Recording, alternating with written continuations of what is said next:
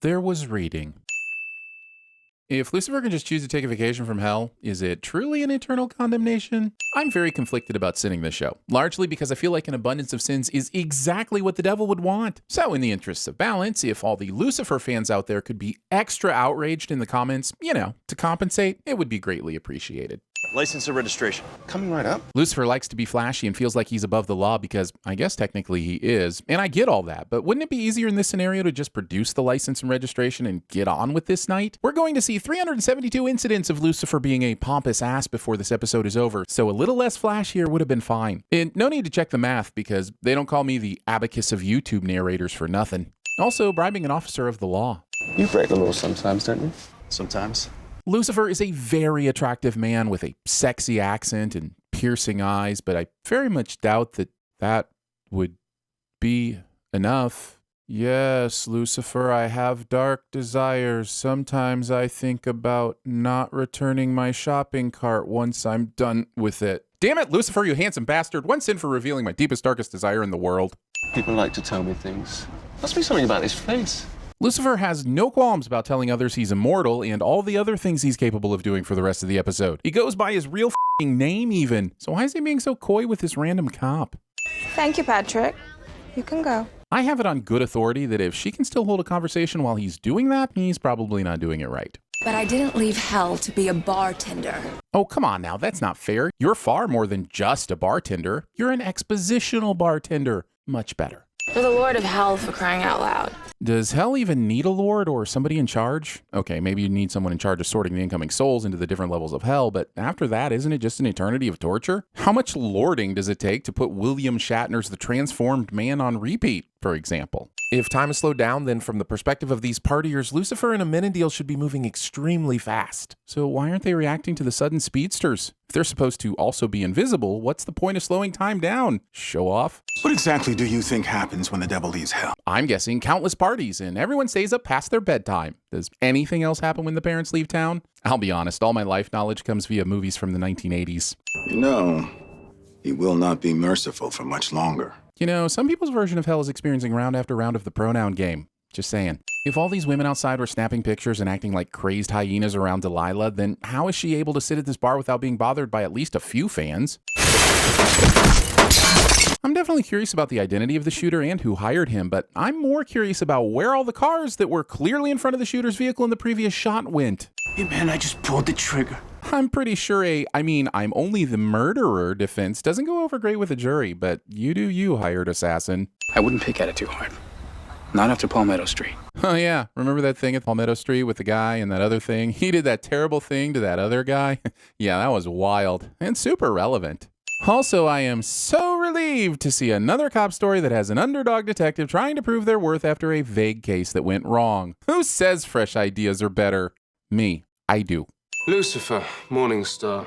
Lucifer is Latin for morning star. This means the same god that created the world and its surrounding universe in all of its complex splendor and unlimited magnificence also called his son Lucifer. Ran out of imagination after unicorns, did we? So you had a conversation with the dead guy. Why would Decker assume that the man died before Lucifer was able to speak to him? Unless, of course, she wanted to give him a chance to be vague about his abilities. Also, one thing I find very curious is that no one ever brings up the driver of the vehicle. Eddie was in the back of the vehicle. Maybe the driver died, but that's never brought up either. It just seems like looking into the driver might give them clues as well, but what do I know? I'm not a detective, but I'm not really sure these people are either. You humans, you love your money, don't you? That's humanist.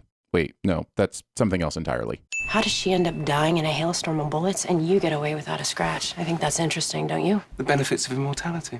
If Lucifer has no issues talking about his immortality and referring to people as you humans, why is he bothering to go through with the pretense of owning a bar and looking human himself? Excuse me. Yeah, I have a problem. Wedding crashers. Yeah, good luck with that, Padre. Oh, while you're at it, say hey from me. It's been a while. So does the preacher actually know he's Lucifer? Because that brings up questions and could be a really interesting avenue for this episode to explore. But instead, let's just have this unfunny and generic name-calling session with Lucifer and Jimmy. Then we can continue with this uninteresting and generic police procedural. Good afternoon, sir. English butler cliche. I have narcotics for him. Right this way, sir. Tuvile would be wise to invest in some better security measures if this is all it takes to get through the front f***ing door. Lucifer Morningstar. That's a good hip-hop name. Forgive me if I don't trust your judgment on what constitutes a good hip-hop name, Mr. Tuvile. What, you don't like hip hop? No, I most certainly do not. Disliking hip hop. Too vile would be too excellent at TVSins. Ah, yes, nothing says hip hop and guns quite like this green animal-shaped chair stool thing that looks like it came from IKEA. I had her once because I found out she was cheating on me. Oh, well, in that case, all is forgiven. I'm glad we sorted out this dreadful misunderstanding. I ran the dead guy's cell phone. Tuvile was the last person he called. Come on, man.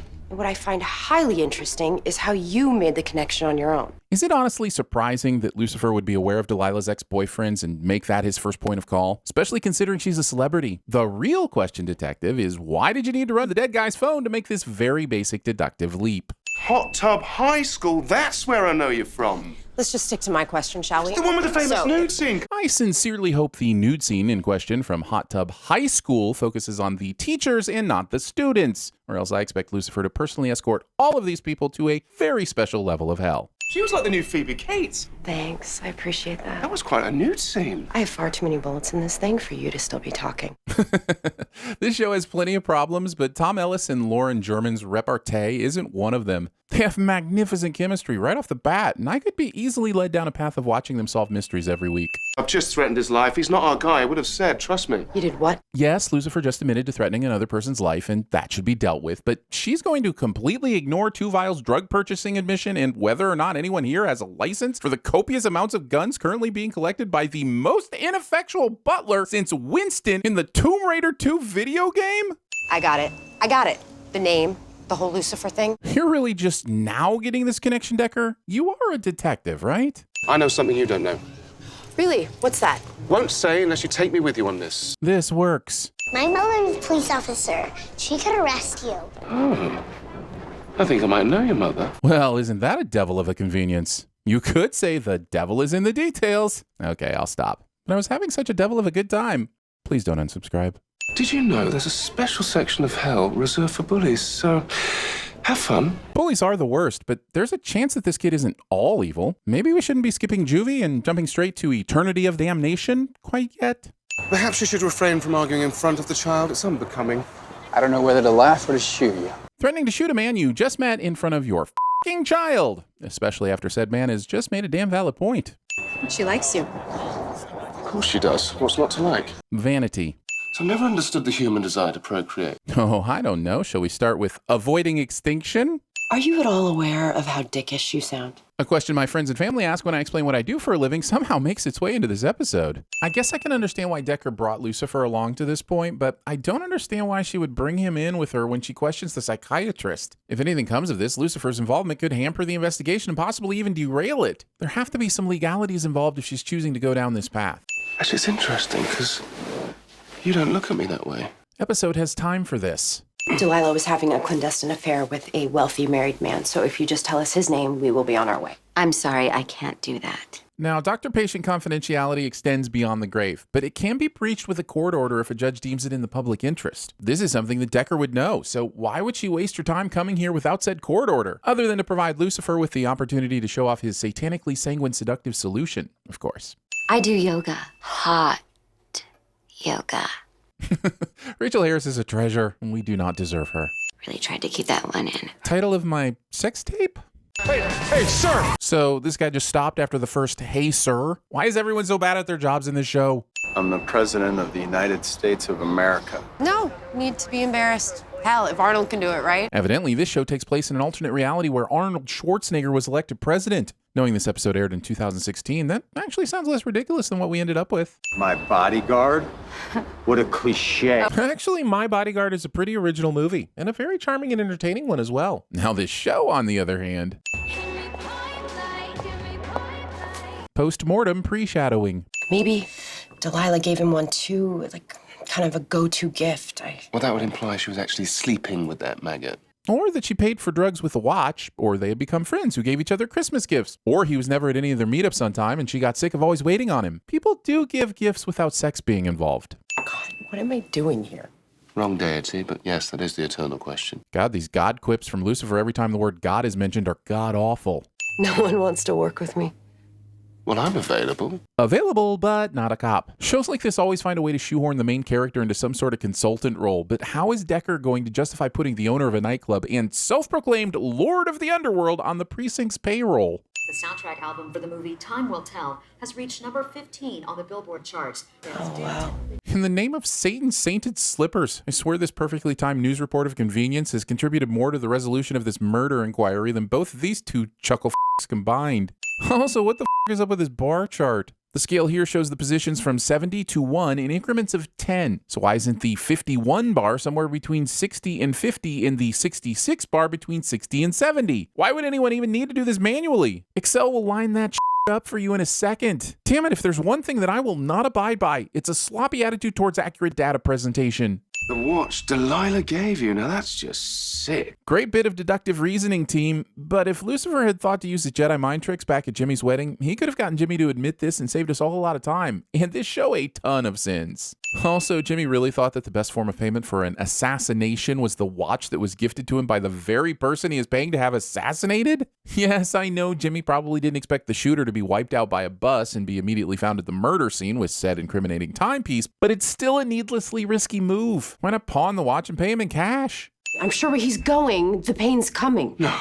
No, it's not actually. And you know why? Because I'm here! So are all the current and future denizens of hell currently living it up and having a great time just because Lucifer is left? Does that mean he was personally seeing to all the torturing? Good lord, man, learn to delegate. This barrage of bullets barely seems to have an impact on Lucifer, so why did the ones from the initial shooting appear to knock him unconscious? How long have I been out? 3 years. What? Amnesia jokes. Lucifer, there is a balance here that we must maintain. Then in the name of your father, do something about it. All you've done so far is politely ask if he wouldn't terribly mind returning to hell at his earliest convenience. Other than flexing his wings of doom, does Amenadiel have any ability to stop our beguiling British Beelzebub at all? I'm worried the humans are rubbing off on you. If the therapist from earlier is anything to go by, I'm fairly confident the rubbing is a two-way deal. We can have as much naked cuddle time as you desire, but you're going to have to listen to me too. I'm always happy to see therapy promoted in popular culture, but something tells me this isn't a particularly realistic or healthy representation of the profession. And honestly, that deserves a hell of a lot of sins.